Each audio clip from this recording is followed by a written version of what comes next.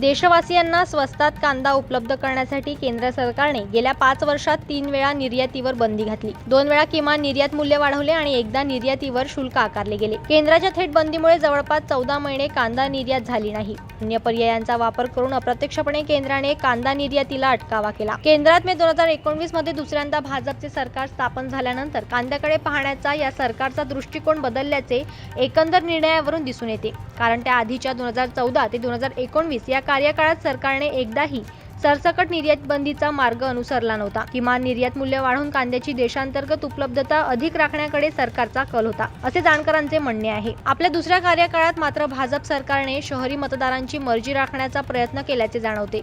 गेली 5 वर्षे कांदा उत्पादकांची परीक्षा पाहणारी ठरली. त्यांना वारंवार वेगवेगळ्या प्रतिबंधात समोर जावे लागले.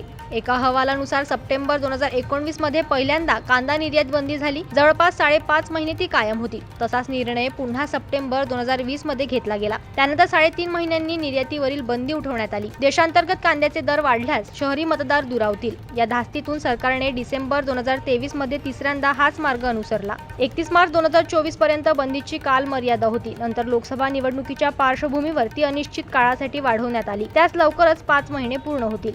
गेली 5 वर्षे कांदा उत्पादकांची परीक्षा पाहणारी ठरली. त्यांना विविध प्रकारच्या निर्यात प्रतिबंधांना जाच सोसावा लागला. परिणामी हा मुद्दा प्रचारात कळीच बनला आहे.